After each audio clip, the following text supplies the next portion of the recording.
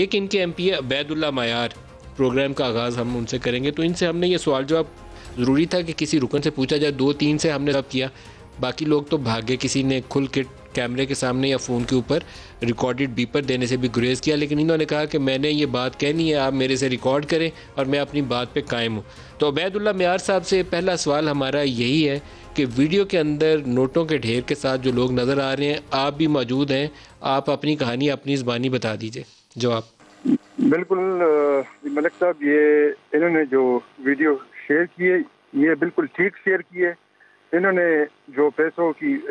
Amount کی تفصیل بتائی ہے، تھوڑا سا یہ انہوں نے غلط بتایا ہے۔ یہ 1 کروڑ روپے ہر ایک MP کو انہوں نے دیے تھے۔ یہ پیسے حکومت کے پیسے ہیں، یہ اسپیکر ہاؤس ہے اور یہ اسپیکر ہاؤس میں پیسے دیے گئے ہیں، اور یہ CM کے کہنے پر اسپیکر کے گھر پر، اور فدا محمد خان سینیٹر جو تھا، ابھی جو سینیٹر ہے موجودہ مالاکنڈ سے، یہ وہی بندہ ہے، سارے MPs کو انہوں نے پیسے دیے تھے۔ جو آپ کہہ رہے ہیں کہ یہ وزیر اللہ کے کہنے کے اوپر اسپیکر کے گھر پر بیٹھے ہوئے جو سینٹ کے امیدوار ہیں وہ خود ان کے پیسے لائے گئے اور آپ کو 1 کروڑ روپیہ دیا گیا؟ یہ ان کے پیسے ہیں سر، یہ ان کے پیسے حکومت کے جو سینیٹر تھے، جو انہوں نے سینیٹر لائے تھے، کئی ڈھونڈ کے لائے تھے کہ انہوں نے پیسے لیے تھے، جو اپنے سینیٹر انہوں نے کھڑے کیے تھے نا، وہ نہ PTI سے بلونگ کرتے تھے اور نہ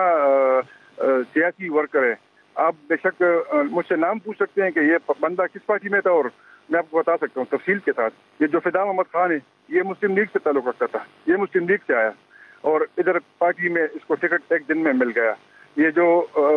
ایوب افریدی صاحب ہے، جو سینیٹر ہے، یہ نہ سیاسی ورکر ہے PTI کا، نہ اس کے خاندان میں مطلب PTI سے کوئی تعلق رکھتا تھا۔ دیکھیں، ان کو کسی نے نامزد بھی تو کیا ہوگا نا، خود سے تو امیدوار نہیں بن گئے، وہ نامزد کس نے کیا تھا؟ ان کو نامزد تو لازمی بات ہے کہ چیف منسٹر صوبے کے حوالے سے انہوں نے ریکمنڈیشن کے لیے نام بھیجے تھے